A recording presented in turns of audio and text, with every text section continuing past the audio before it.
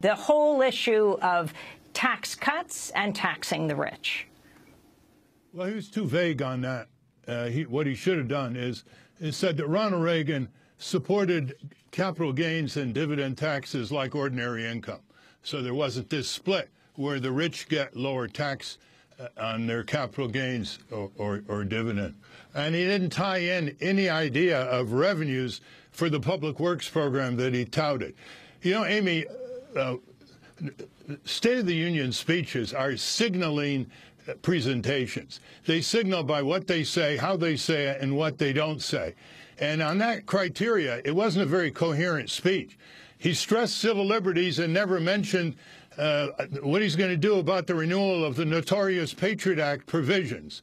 He said that there should be more oil and gas production, and then he warned about climate change. He said there should be strengthening unions and voices of workers, and then he took it away with the Trans-Pacific Trade Agreement, which exports jobs, and he wants to ram through Congress a voiceless fast track that prohibits amendments and labor from having a role in that deliberation. And he didn't even mention the hundreds of billions of dollars of commercial fraud on Medicare and Medicaid and patients in the private sector. Hundreds of billions of dollars of corporate crime he never mentioned.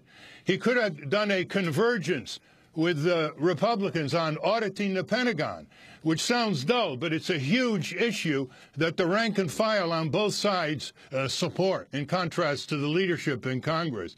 He could have easily converged because as Senator Obama teamed up with Senator Coburn, the Republican, to put the full text of hundreds of billions of dollars of corporate contracts online.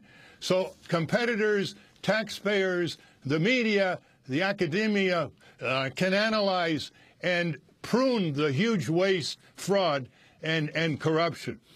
Also notice that he said again, close down Gitmo.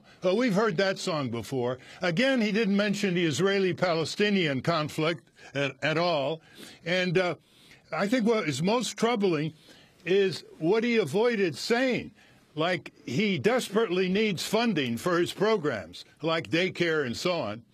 And he didn't mention the squeeze on the IRS budget by the Republicans.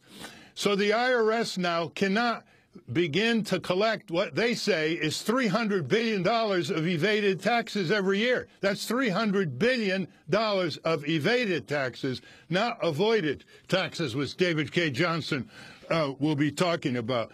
So I think he missed a lot of opportunities, and it was not specific enough, it was not coherent enough, and he could have gone for more convergence with the Republicans, as I point out in great detail in my book, Unstoppable, the Emerging Left-Right Coalition to Dismantle the Corporate State.